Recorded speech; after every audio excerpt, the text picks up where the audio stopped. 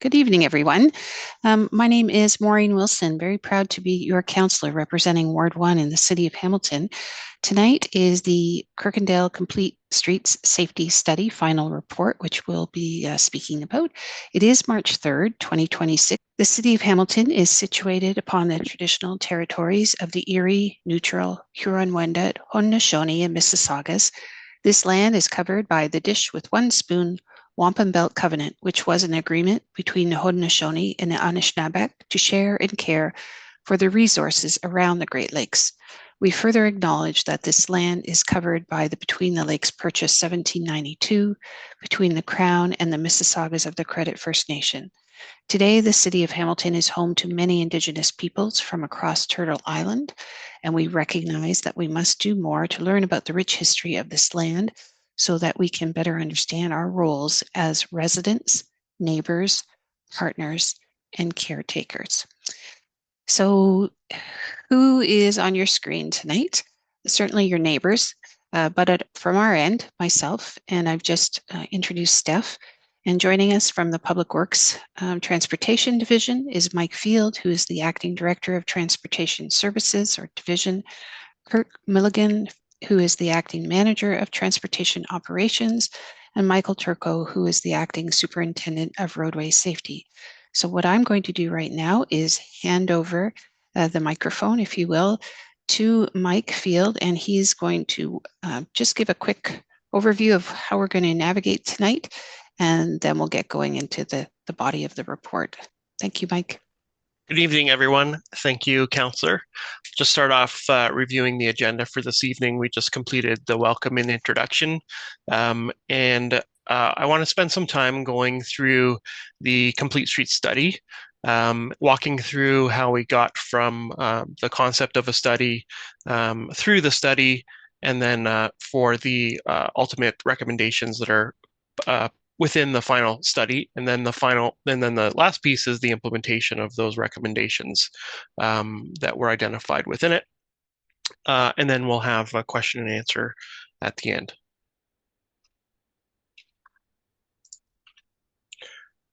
Maybe before I go over the study, if anyone was attending the first two PICs, this might be a little bit of a repeat for you, but I just wanted to provide some context related to some of the things that we're going to talk about this evening.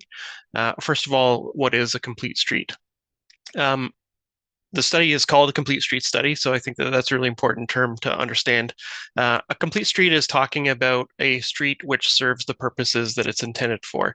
Doesn't mean that a complete street is a street that accommodates every single type of use on it, but rather it accommodates the types of uses that are meant for that type of street.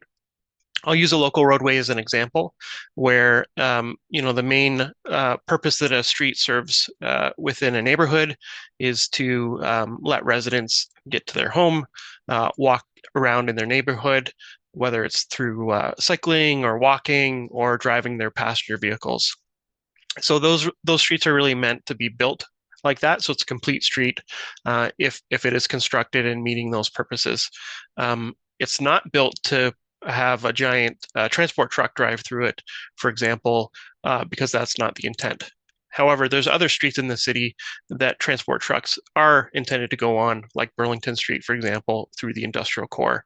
Conversely, not really expecting pedestrians and cyclists on that type of street because that's not what that street's meant for. So complete street isn't a street that contains all of the amenities that we can throw into a street, but rather the amenities to serve the purpose that that street is trying to fulfill. The second piece on your screen is reference to Vision Zero, and that is the city's commitment to roadway safety. Council approved the Vision Zero action plan back in 2019, and the Vision Zero philosophy is very simple. It recognizes that injuries and fatalities on the city's roadways are preventable and that we should work to the goal of eliminating them completely through the work that we do. There's a difference between traditionally how roadway safety is approached versus how it's approached with the Vision Zero model. There's a couple examples on the screen here. I'll just point out maybe just a couple of them, which I think are important. All of them are important, but these ones particularly. The second from the bottom, or second from the top, traditionally we expect humans to behave absolutely perfectly when they're driving their cars, walking on the road, or walking on the sidewalk, or riding their bike on the road. Um, and that roadway safety should expect perfect human behavior. Of course, we know that people make mistakes, and what that means from looking at it from a roadway safety lens is that when we design a roadway, it should be designed so that there is some level of flexibility where it allows for people to make mistakes, and when they do make mistakes, it doesn't result in their injury or their death. So that's a little bit different between traditional approaches to roadway safety versus the new ones. The other piece I'll point out is individuals are responsible, so second from the bottom. And that is the thought that in the past we used to blame a single person or a single type of road user for an issue. But through the Vision Zero kind of thinking, we recognize that safety is a shared responsibility of everyone who interacts with the road network. It's not one individual's fault or responsibility for safety, it's everyone's shared responsibility. Um, However, there's one caveat to that a shared responsibility isn't that everyone has the exact equal responsibility for safety on the roadways. It has a dependency as far as the risk of what that safety um, the safety risks that individual may create. So if you're in a vehicle and you're driving, say downtown or through the Kirkendall neighborhood, you have a larger responsibility for safety to make sure you control your vehicle and you drive properly and that sort of thing, compared to say a pedestrian or cyclist. They have a lesser role to play when it comes to sharing that responsibility. They still do have responsibilities, but when they're involved in a collision with a vehicle, most often they are either injured or have a high probability of being killed. So there's a larger responsibility for a vehicle driver to ensure that they're behaving safely in that example compared to the pedestrian. So as it pertains to Ward One and why we're here tonight in the study that was done, so one of the strategies in Ward One was undertaking a complete street study, where we're digging into the neighborhood streets and leveraging kind of that Vision Zero thinking. And in order to do this, in this case, we brought on a consulting team to take on the study itself. Councillor Wilson put forward a motion a little while ago for us to undertake the complete street study for Ward 1, including a funding component of the consulting assignment as well. We're really looking for solutions through this project for Ward 1 that are tailored to Ward 1 that is looking to do a number of things, but we have highlighted here reducing residential traffic speeds, enhancing public spaces, and then the most important one, improving road safety for all users. So we're here tonight with Kirkendall. We did Strathcona final review of the study last night, but you can see the study area includes Strathcona and Kirkendall north and south. So that was where the complete street study was taken place. And the emphasis, as I mentioned previously, is really on neighborhood streets. We have a different method for reviewing the main streets in the city. Doesn't matter if it's in Ward 1 or any other wards, where we're routinely looking at the safety performance and the function of the major roadways in the city. But we don't often spend as much detailed time looking at neighborhood roadways. And that's where the complete street study really comes into play, where it digs down into a neighborhood level on streets that we won't normally look at. So that's why in the study we're not including the major streets in the roadway. So if you go through the study, if you haven't seen it before, you won't see much reference to Aberdeen and Dunder and those main roadways. You'll see that emphasis is on the local and collector roadways. So some key features within the ward that's play an important role when it comes to neighborhood safety or just safety in general are the different types of generators for vulnerable road users. In this case, we're pointing out to some 6 educational institutions, which includes a bunch of elementary schools, which really have that attractant of the most vulnerable types of road users there are, young pedestrians and cyclists. So those are some key features within the ward. And then also we have parks, and parks attract a variety of different people from seniors all the way down to very young, and accessing those parks in plenty of different ways, whether it's driving to parks or biking or walking. So those are attractors for road users, and where we see a lot or concentration of vulnerable road users wanting to either get to school or use those types of amenities. So the project began back a little while ago I want to say it was early Q1 2023 when the motion was put forward by the councillor. But after that, we undertook an assignment with a consultant, as I mentioned, and we began the journey with the complete street study with that consultant. And the initial thing that we did alongside the consultant was review the existing conditions within the ward, looking at what is the collision data we have, what are the types of requests that we have and the councillor office has on record in this area, what are the things that we know about the neighborhood, and we gave that to the consultant. The other really important thing that we did was we gathered stakeholder feedback. So stakeholders are meant both internal facing to us as city staff within public works in the city, in that we consulted with the likes of transit and the parks department and other internal stakeholders to get their input into the ward. And then the most important one is the external stakeholders, which are our residents. So you yourselves who live in the neighborhood, we sought out feedback from you to highlight the concerns that you have within the neighborhood and within the study area. That's where PIC number one, the first Public Information Center, came into play, where we announced the project and then we sought out input from the public. And I don't want to forget to mention it, but I think the councillor believes this too, but no one knows the streets better than the people who live on them. So it's really important that we get that perspective to help out with a study like this, as opposed to, just using data that we have. We want to hear from the public as far as what they're seeing and what they're worried about, and that sort of thing. So from there, after we collected all of that data, we got the initial public feedback. We took that away, and the consultant, together with us and the councillor's office, developed kind of the problem statement for the complete street study, and then the opportunity statement that I'll review in a couple slides. Once we had that, which was the framework, which was grounding kind of the study going forward, this is the problem and the opportunity that we're trying to address. The consultant started developing potential options to resolve those issues or address the issues that were identified. Once that work was done in Q4 of 2024, excuse me, there was a second public information center held. And that information center brought forward the potential options or the proposed initial options based on all that work to date.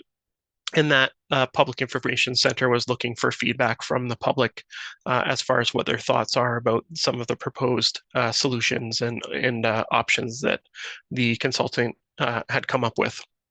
Some of you may have hopefully attended some of those PICs, and if you provided feedback through those forums, it's very much appreciated.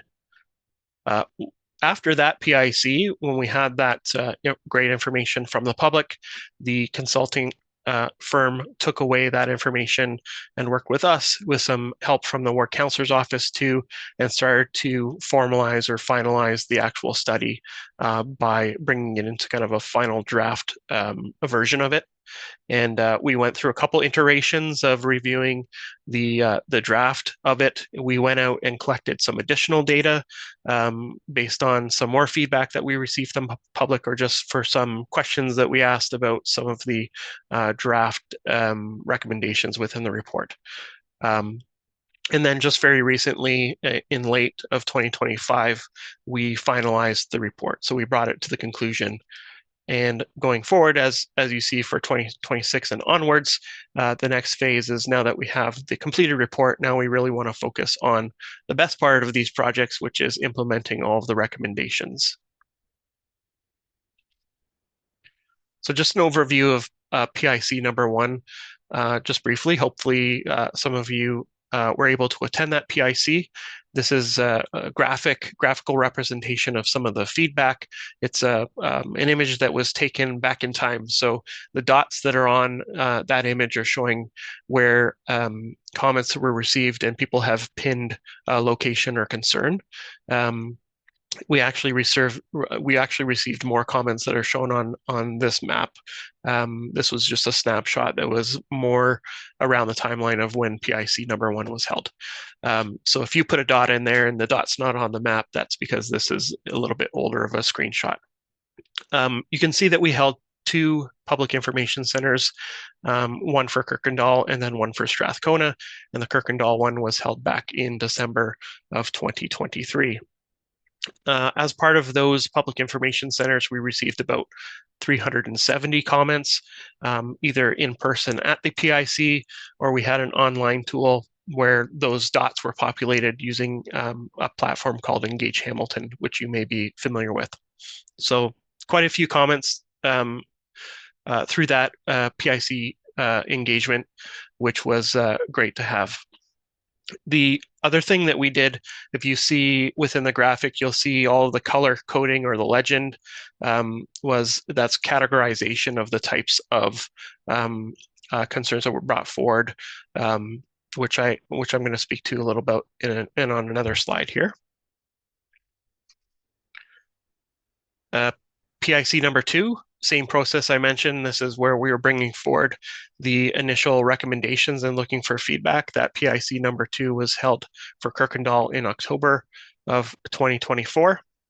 And through that process, we received an additional 233 comments, either at that PIC or through that online tool, or email, even, I should mention, too, either through the counselor's office or email to us directly, not just online. So we really looked for and welcomed comments, no matter how they came in. I think for this one, we even received some handwritten letters mailed to us, which is always great to get. I think collectively that amounts to around 600 comments for this study, which is a good amount of comments. And that amount of input from the public really helps guide these types of projects and ensures the outcomes are informed by the feedback from the residents who live in those areas themselves from you. And then you can see in that figure some of the dots. Again, this is not, if you go onto the Engage Hamilton platform now, which is still running, I believe, you can see these dots, and there's more dots that's on the screen, as you can see. The box with the legend, that is us categorizing different types of issues that we received. So there's a whole plethora of different types of comments that we received from you and through the platforms that we had. But we attempted to categorize them into certain groupings to help manage the data. This is a screenshot of the table of contents of the report, and just to show kind of the way that this report is constructed. And I should mention too that the final version of the report will be published on the city's website under either the Engage Hamilton webpage or under the project webpage. And you'll be able to read through the entire study. Tonight's exercise is just to go over a very high-level overview. I'd love to dig into all the details, but we would be here for hours. So in your time, if you have interest in going through the detailed report, you can do that once it's posted online. Back to the table of contents, you can see that it provides a lot of the overview that I'm giving tonight about what the purpose and the scope of the study was. It gives good summaries and details of the PICs that were held. And then it has some hardcore data that we love within the traffic world about the collision analysis, speed analysis, traffic data, summary, field reviews. And we even did a few walkarounds with the ward counselor, the consultant, to go out and look at some of the proposed measures or talk about areas of concern. Um, the other thing I should point out within that section 4 of data analysis and field investigations, to supplement the work that the consultant was doing, we are also doing data collection. We have historic data that we've collected over time, but if there were concerns about speeding on a particular residential street, we may have gone out and collected additional speed information or traffic volume information or vehicle turning movements at intersections to supplement the study, because it's important that we gather the data which helps inform some of the recommendations. So section 6, which is really the best part of the study, and that's all of the recommendations. If you attended PIC number 2, or you looked at the materials that we had online in around PIC number 2, you would have seen the proposed recommendations, but what we have now are the final report recommendations. And then the very last thing, which you wouldn't have seen during PIC number 2, is the implementation schedule.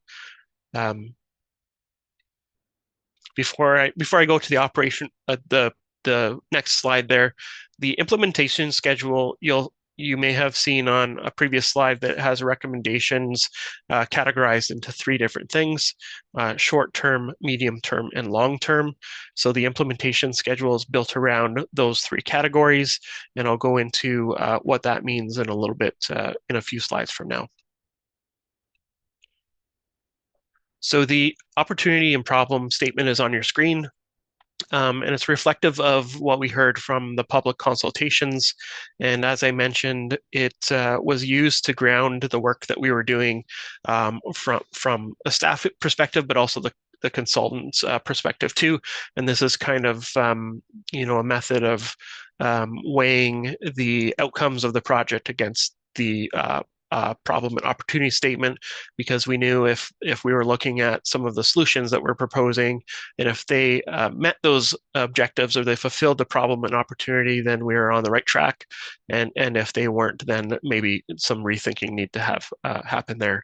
But you can see that maybe the last sentence of the statement is that the Ward 1 neighborhoods and the study aims to address safety concerns and help support needs of people who call these community homes or home, sorry.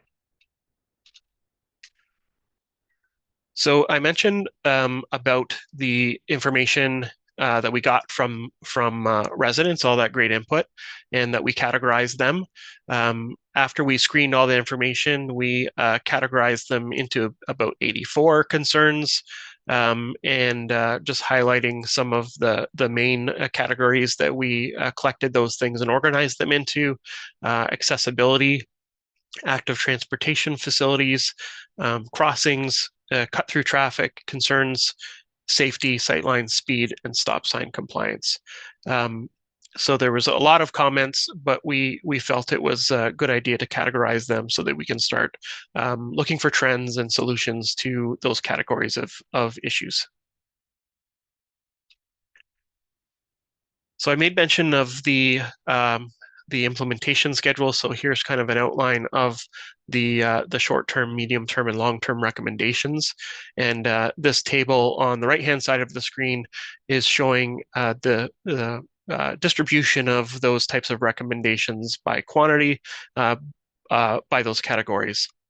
The short-term measures, you can see there's 25 of them, and short-term are things that we can implement very quickly and cheaply. So you'll see, as an example, bollards. So if we see an opportunity for installing bollards to narrow roadway or provide a traffic calming effect, those are really easy and inexpensive to implement. So they show up as a short-term recommendation. And a little bit further, speed cushions. There's 10 speed cushion recommendations within the report. That's something that we can implement fairly quickly within a 1 to 2 year time frame. The medium term and long term ones are getting into recommendations are a bit more complicated, that either take a little bit of engineering design or a lot of engineering design in long term cases, or a larger amount of funding to implement those things. So you can see, maybe I'll point out the largest one on midterm, which are intersection narrowings. There's 10 recommendations of those. Intersection narrowings are really looking at physically making modifications to the roadway, the geometry of the roadway, by constructing a bump out or something like that that requires some engineering design and probably procuring a contractor to install those things, and the funding component as well. The long-term ones you can see take even a bit more time because they're more complicated. So within here, um, uh, 3 PXO upgrades, for example, that a PXO is the type of control crossing when you press the button that lights flash and advising drivers that pedestrian has the right to cross the street.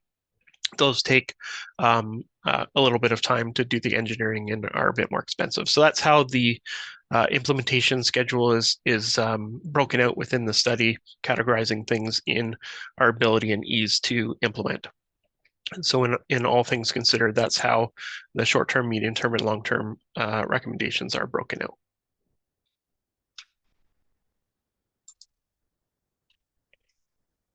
So within the study, there's tables such as this, and this is where all of the recommendations are being laid out in a fairly understandable way, in that it's identifying the location. Um, so I'll just pick on it. It identifies the location, kind of what the concern is in the middle, and then ultimately what the recommendations or the things are going to be implemented to deal with that issue.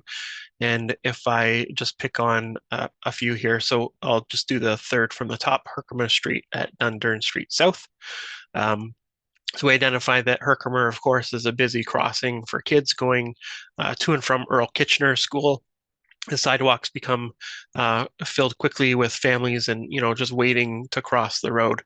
That was the issue. So what the outcome of the study is proposing is modifications to the intersection to narrow the roadway, fill the space where the ladder crosswalk meets the southeast side, um, basically providing more waiting space for pedestrians to deal with the concerns that were brought forward. Another example, I'll go to Locke at Hunter. If you're familiar with the Locke Street reconstruction project from a number of years ago, there's a couple PXOs in that corridor. And those are just as a reminder, those are the signals where you press the button that has an amber flashing light on them.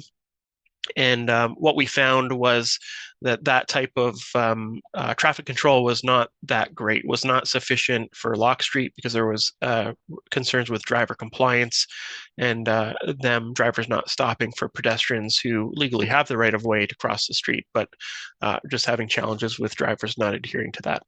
So the recommendations to upgrade that PXO to something called an IPS, which is essentially a traffic signal with the red, amber, and green lights, where as a pedestrian you would press the button, and rather than a flashing orange light or yellow light flashing, it would change an actual traffic signal. So we would be replacing the PXO with an actual traffic signal at that location. So you'll be able to go into the report and dig down into all of the recommendations in this table, and then also supplementing that are a series of maps, such as what's on your screen right now. This is for Kirkendall North for the short-term measures, and you can see it's a graphical representation of the recommendations in the report with a legend showing an image coinciding with the recommendations. So if you are able to, I'm able to just circle, there's a couple of symbols here, do not enter signs, and then you can equate that to the proposed measure there, which is additional do not enter signage. If you want to know why that recommendation is made or more details about it, there's a subsequent table which you can read about that location, what the issue was, and then what the recommendation was in a written form. So each Kirkendall North and Kirkendall South are broken out within these graphics, and then they're broken out by short, medium, and long-term measures. So there's 6 of these graphics for Kirkendall, and I'll uh, just slowly go through them. Here, maybe I'll just pause on maybe this a long-term measure here within the Kirkendall South long-term measures. So you can see the illustration of having, noting in this case, an existing bicycle boulevard along Kent Street, and then on Glenfern and Mountain, a proposed intersection diverter in this particular image, and some noting some other important aspects within this map too, showing existing on-street shared connections and multi-use paths. So there's lots of information on these maps. So the next steps, which I mentioned, is the best part, and obviously the whole purpose of these studies is to come up with solutions to the issues, and that's what we'll be working on closely with the ward office next, starting with the short-term measures. And those things, like I mentioned, are typically easy to implement, quick, and cheap. So you will see some of these short-term measures beginning to be implemented this spring. A variety of different things. We're working with Councillor Wilson's office about preparing some motions for these measures as well. Um, the way that we approach it from a funding perspective, just for your information, is that um, funding can come, or these implementation come in a variety of different forms. One of them is that the ward office can fund a number of these initiatives all on their own through a motion, leveraging some of the ward money to activate these things. Also, we fund a number of initiatives through the Vision Zero Action Plan through our own funding that we have for roadway safety. And then the other thing is that which is the third bullet, we often want to try to couple these recommendations with planned reconstruction work.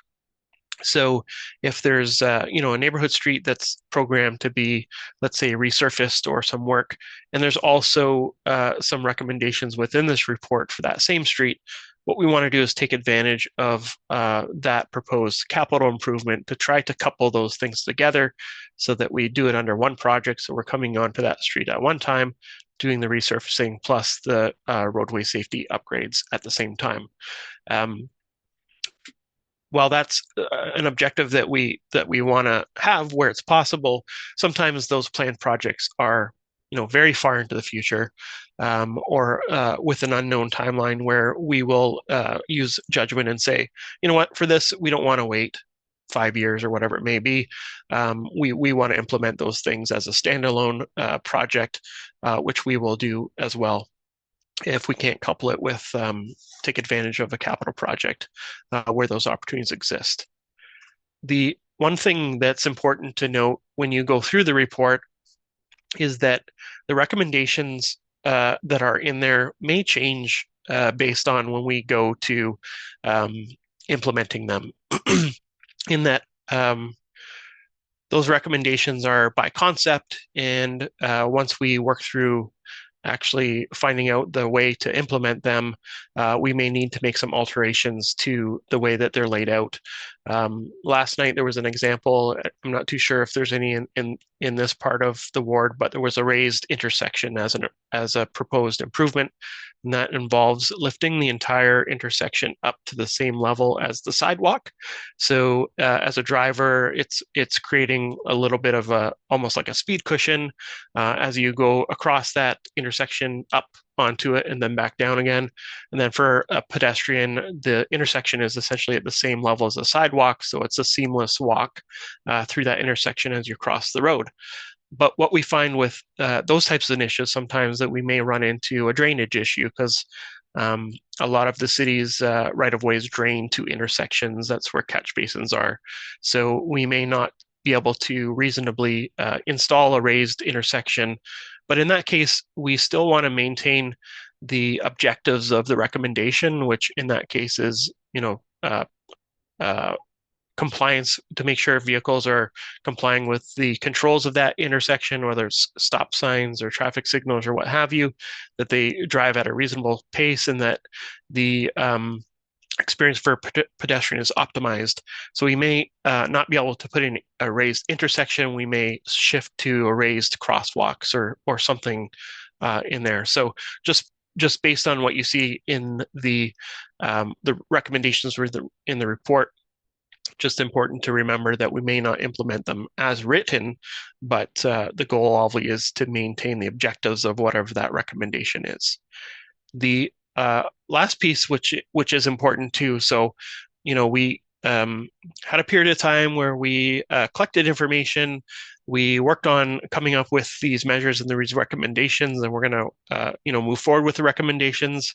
In the meantime, the world doesn't change. Neighborhoods continue to evolve, and we never want to kind of put a stamp in time and say, this is the recommendations in this report captures everything forever and a day.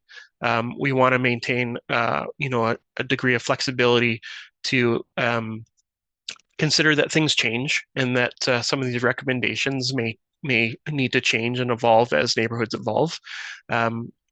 So with that, we'll continuously look at these things and make sure that they are current with the today's point of view in mind.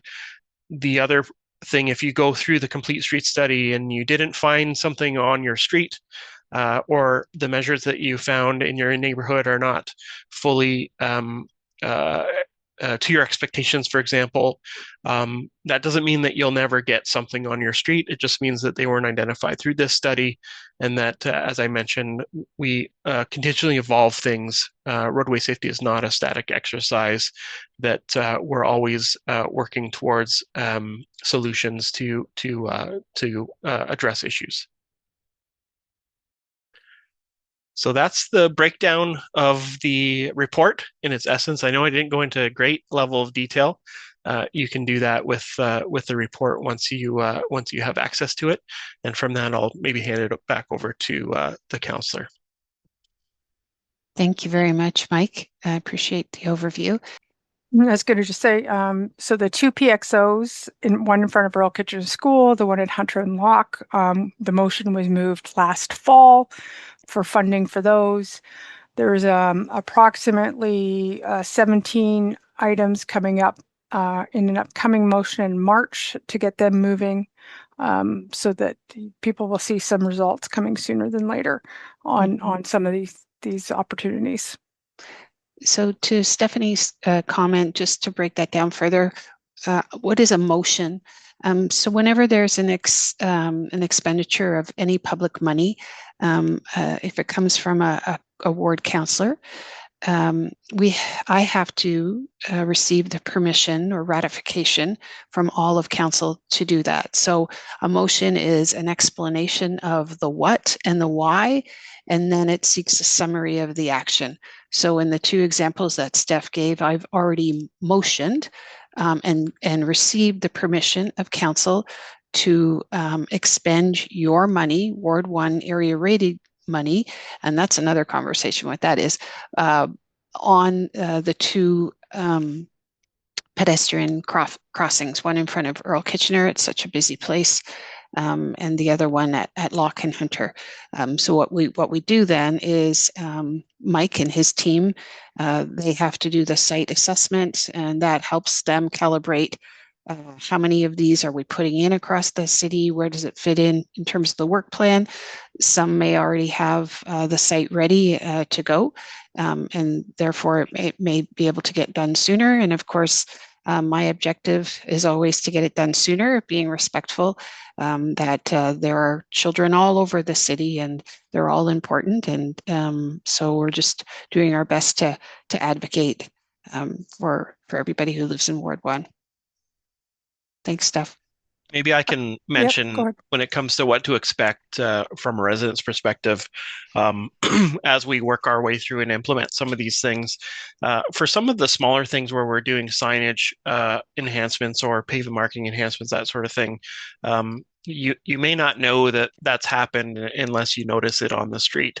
In Mhm. other things that we do, like speed cushion installations or the PXOs to IPS, we will provide communications to residents who are most impacted and businesses too. So, if we're going to install speed cushions, we'll come beforehand and hang door knockers on people's doors and give letters kind of saying, "Oh, there's a speed cushion coming to your street.